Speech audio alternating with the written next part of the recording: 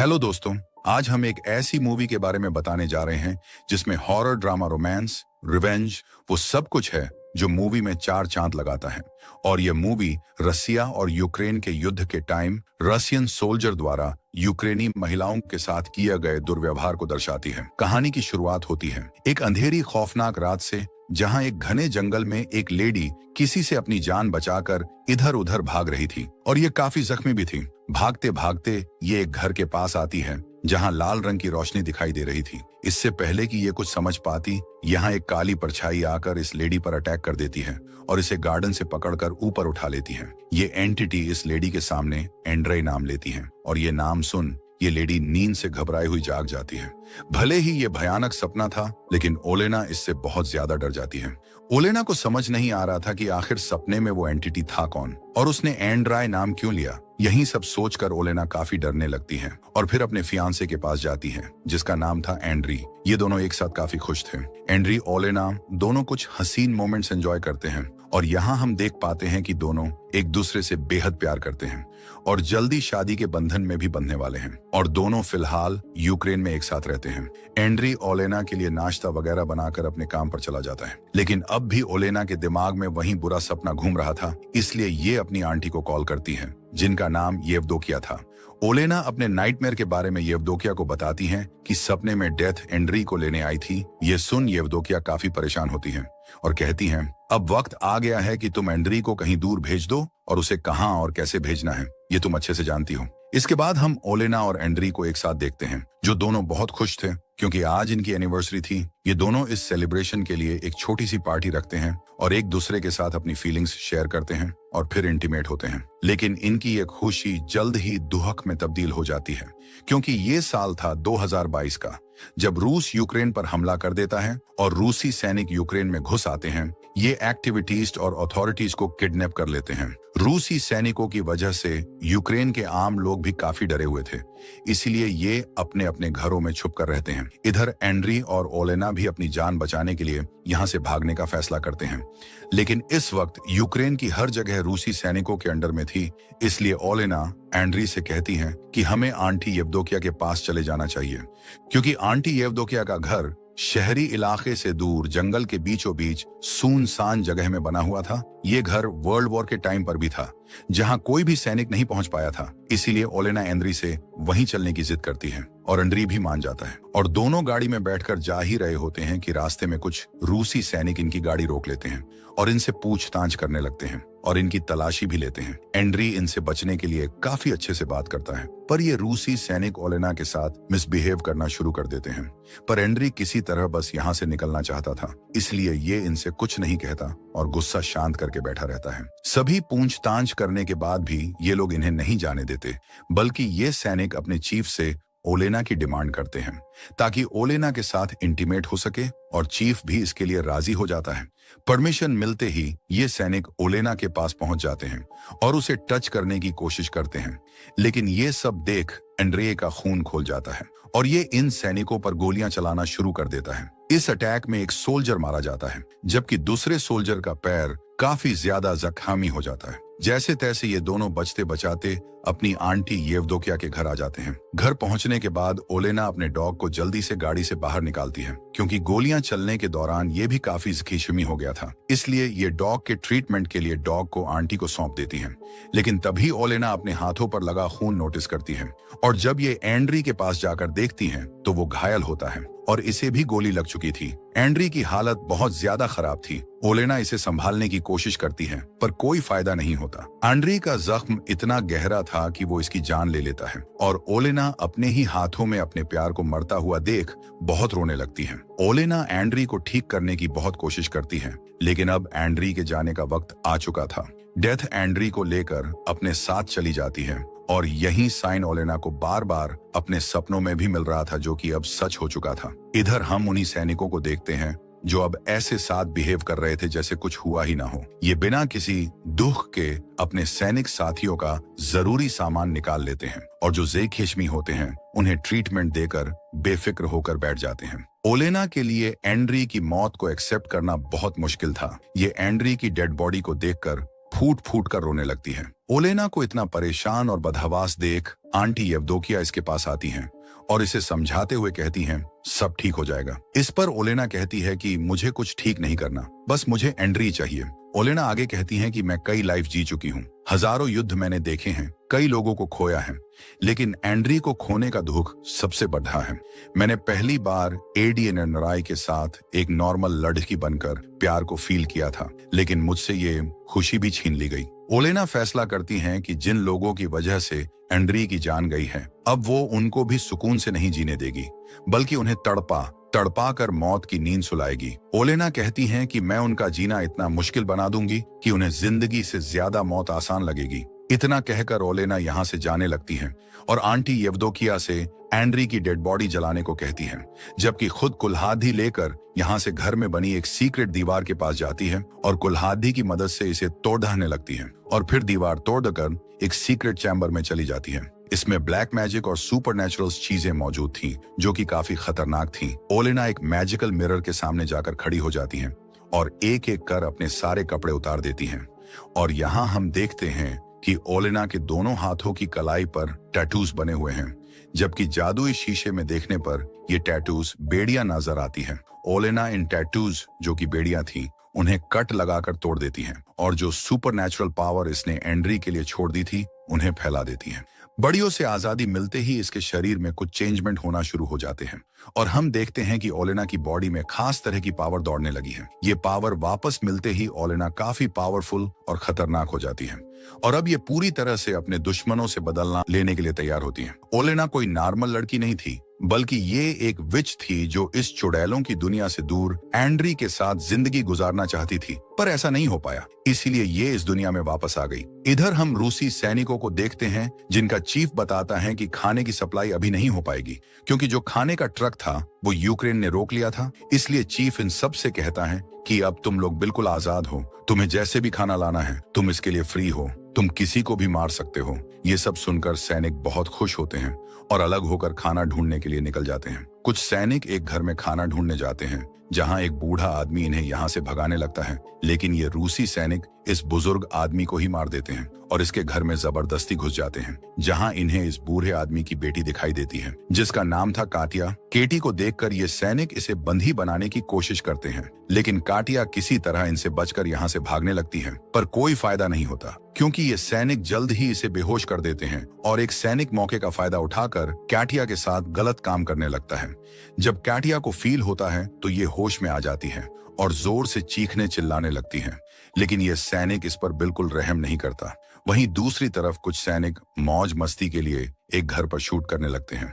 जब एक लेडी ये सब देखती हैं तो इन सैनिकों को समझाते हुए कहती हैं कि तुम लोग इंसान हो, इंसान ही बनकर रहो, जानवरों जैसे बर्ताव मत करो। लेडी की ये बात सुन सैनिकों को काफी गुस्सा आता है और ये इसे शूट कर मौत की नींद सुला देते हैं। इसके बाद ये लोग एक कैंप के पास पहुंचते हैं।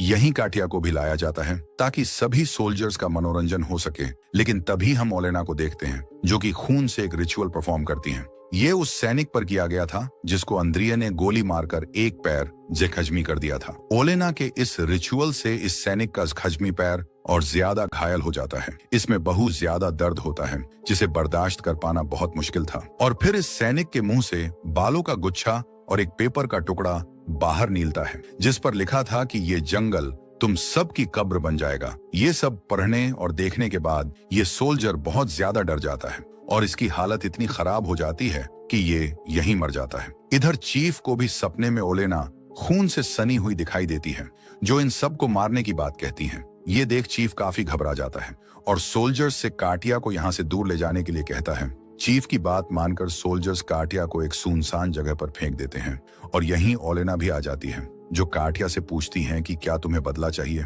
काटिया कोई जवाब नहीं देती, लेकिन उसकी आंखों में छुपा दर्द बदला लेने की मांग करता है और ओलेना भी समझ जाती है।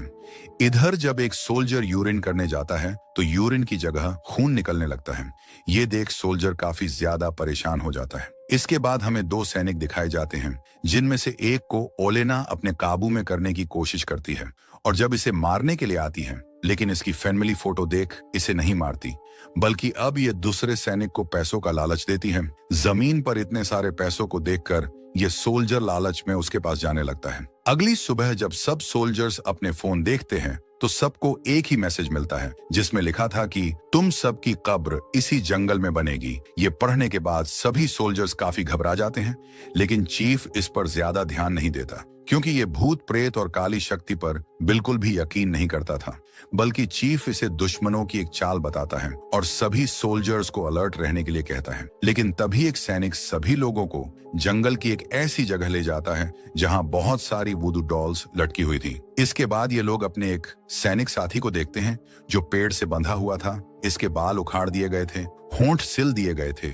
और पेट भी फटा हुआ था। इतनी बुरी कंडीशन देख सभी शॉक्ड रह जाते हैं और एक सोल्जर अपने साथी को बचाने के लिए जैसे ही अपना कदम आगे बढ़ाता है, वैसे ही ये पैडेज से बंधा सोल्जर ब्लास्ट होकर मारा जाता है क्योंकि ओलेना ने इसके आगे ही बम ट्रैप बिछाया हुआ था। ये देख सभी सोल्जर उस सोल्जर पर गुस्सा करते हैं और कहते हैं कि तुम्हें ऐसा आगे नहीं बढ़ना चाहिए था। इधर हम ओलेना को देखते हैं जो काफी पावरफुल रिचुअल परफॉर्म कर रही थी। इसके अंदर ये एक डीमन को समन करती हैं और फिर इस डीमन को अपने अंदर समा लेती हैं ताकि उसकी शक्तियां इसे मिल सके।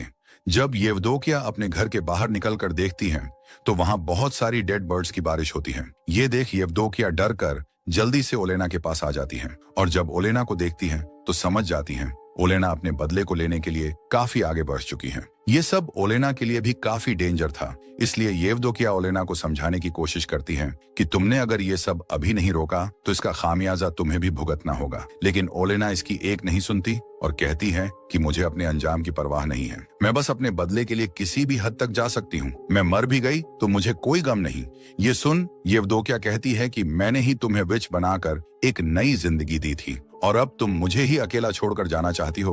ओलेना येवदोकिया की कोई भी बात नहीं सुनती। इधर हम एक सैनिक को देखते हैं जिसे अपनी फैन मिली फोटो मिली थी। इस फोटो में उसकी वाइफ और उसका बेटा खून से सना हुआ था क्योंकि ओलेना ने इन दोनों को मार दिया था और इसी फोटो की मदद से इन्हें मारने के लिए रिचुअल भी परफॉर्म किया था। ये देख सोल्जर बहुत डर जाता है और अपनी फैन मिली को देखने के लिए घर जाने की जिद करने लगता है, लेकिन चीफ शहर जाने की इजाजत नहीं देता, इसलिए ये खुद ही टैंक लेकर निकल पड़ता है।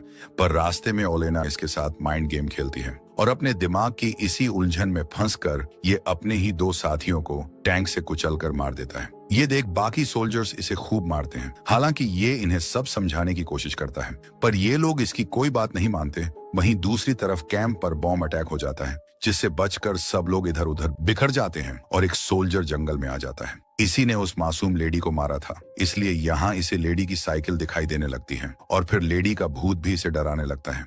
ये सोल्जर अपनी जान बचाने के लिए भागता है और तभी इसके सामने चीफ आ जाता है जो इसके माथे पर एक सिंबल बनाते हुए कहता है कि तुम्हारा मरने का टाइम आ चुका है। यानी ये चीफ नहीं बल्कि ओलेना ही थी जो इसे मार देती है। ओलेना इसे मारने के बाद बड़ी बेरहमी से इसका दिल निकाल लेती है और अपने घर चली जाती है। जब बाकी सोल्जर्स इसके पास आकर इसकी डेड बॉडी देखते हैं तो हैरान रह जाते हैं क्योंकि इन्हें यकीन नहीं होता कि दुश्मन इस हद तक जा सकते हैं। यही एक सोल्जर सुपरनैचुरल पावर की बात कहता है, पर चीफ इन सब में बिलीव न करने की वजह से उसे डांट कर चुप करा देता है। इधर जब आंटी येवदोकिया ओलेना को सोल्जर का दिल खाते हुए देखती है तो काफी डर जाती है और ओलेना को समझाने की फिर से कोशिश करती है, पर ओलेना इसे हर्ट करते हुए कहती है कि मुझे और पावर चाहिए। थोड़ी देर बाद जब ओलेना अपने होश में आती है तो ये येवदोकिया से अपनी गलती की माफी मांगती है और फिर यहाँ से चली जाती है। येवदोकिया भी अब ओलेना को देखकर उससे डरने लगती है क्योंकि बदले की आग में वो न सिर्फ अपनी असली पहचान खो रही थी बल्कि एक बुरी विच में भी बदलती जा रही थी। रात को ओलेना सैनिकों के कैंप में जाती है और वहां सबके लिए वार्निंग छोड़ जाती है। अगली सुबह जब सोल्जर्स मरे हुए सैनिकों की बॉडी जगह पर नहीं देखते हैं तो काफी घबरा जाते हैं और जल्दी डेड बॉडीज को ढूंढने निकल पड़ते हैं और आगे बढ़ने पर इन्हें वो डेड बॉडीज पेड़ पर लटकी हुई दिखाई देती हैं। ये सब देख एक सोल्जर इतना ज्यादा डर जाता है कि ये खुद को ही मार लेता है क्योंकि ये ओलेना के हाथों नहीं मरना चाहता था, इसलिए ये ओलेना का सामना करने से अच्छा खुद को ही खत्म कर लेता है। इसके बाद उस सोल्जर को दिखाया जाता है जिसने कटिया के साथ गलत काम किया था। इसके प्राइवेट पार्ट से कीड़े मकोड़े निकलने लगते हैं और ये दर्द से बुरी तरह तड़पने लगता है और खुद को बचाने के लिए ये कटिया के घर ही पहुंच जाता है, जहां कटिया अपना बदला लेने के लिए इसे मारने ही वाली होती है कि ये सोल्जर इसके सामने गिड्ड गिद्धाने लगता है और कटिया इसे नहीं मारती। लेकिन तभी ये सोल्जर अपनी गन उठाकर कटिया को मारने ही वाला होता है कि कटिया इसे मार देती है। वहीं दूसरी तरफ ओलेना सभी सोल्जर्स को दिखाई देती है, जिसे पकड़ने के लिए सब इसका पीछा करते हैं और दो सैनिक तो आपस में ही भिड़ जाते हैं और एक दूसरे को मार देते हैं, जबकि चीफ और बाकी सैनिक ओलेना को शूट करने लगते हैं, जिससे ओलेना काफी जख्मी हो जाती है और ये जान बचाने के लिए तुरंत घर आ जाती है। येवदोकिया ओलेना के शरीर से बुलेट्स निकालती हैं और कहती हैं कि हर एक मौत का बदला तुम्हें खुद चुकाना होगा और आखिरी चीफ को मारने के साथ तुम भी खत्म हो जाओगी, क्योंकि यही डील ओलेना ने कर रखी थी। येवदोकिया अब भी इस खेल को यहीं रोकने के लिए कहती हैं, पर ओलेना नहीं मानती। एक एक कर ओलेना सभी सोल्जर्स को मार देती है, पर चीफ इसके काबू में नहीं आता, बल्कि ओलेना को पकड़कर उसके साथ गलत काम करने लगता है। पर तभी हम देखते हैं कि ओलेना उसके पीछे खड़ी है, यानी ये जिसके साथ गलत काम कर रहा था वो इसी का सोल्जर था और ये सब ओलेना का मायाजाल था। ओलेना चीफ को तड़पाने लगती है और मारने ही वाली होती है कि तभी यहाँ आंटी येवदोकिया आ जाती है। येवदोकिया ओलेना से कहती हैं कि तुम्हारे पेट में एक बच्चा पल रहा है और अगर इस चीफ को जरा भी नुकसान हुआ तो बच्चा भी मारा जाएगा, क्योंकि ओलेना ने यही डील डीमन और डेविल के साथ कर रखी थी। येवदोकिया इसे समझाती हैं कि ये बच्चा एंड्री की आखिरी निशानी है, तुम्हारे प्यार की निशानी है और यही बच्चा तुम्हारे जीने की आखिरी वजह भी है। ये सब सुनने के बाद ओलेना भी शांत हो जाती है, पर अब भी इसके दिमाग में चीफ ही घूम रहा था, जो गुस्से को और बढ़ा देता है। पर ओलेना जब अपने डॉगी को देखती है तो बिल्कुल शांत हो जाती है, क्योंकि एंड्री और ओलेना दोनों ही इस डॉग को बड़े प्यार से अपने साथ रखा था। ओलेना आखिर में कहती हैं कि माफ करना सोल्यूशन नहीं है, क्योंकि लास्ट में सब चीजें फिर से वापस आएंगी। नाना येवदोकिया कहती हैं कि चीफ को मारने की जरूरत नहीं, बल्कि मेरे पास एक दूसरा प्लान है। फिर सीन शिफ्ट होता है चीफ पर, जिसे येवदोकिया ने पूरी तरह से पागल कर दिया था और इसके ही सैनिक इसे सभी सोल्जर्स का खूनी बताते हैं और फिर इसे लेकर प्रिजन में चले जाते हैं। इसके बाद हमें कुछ टाइम बाद का सीन दिखाया जाता है, जहां हम ओलेना को देखते हैं, जिसने एक बच्चे को जन्म दिया है और अब ये इसी के साथ अपनी जिंदगी की नई शुरू करेगी और इसका बदला भी पूरा हो चुका है और इसी के साथ ये मूवी यहीं खत्म हो जाती है। तो कैसी लगी आपको ये खौफनाक मूवी, कमेंट में जरूर बताइए। मिलते हैं अगली वीडियो में, तब तक के लिए bye bye and take care.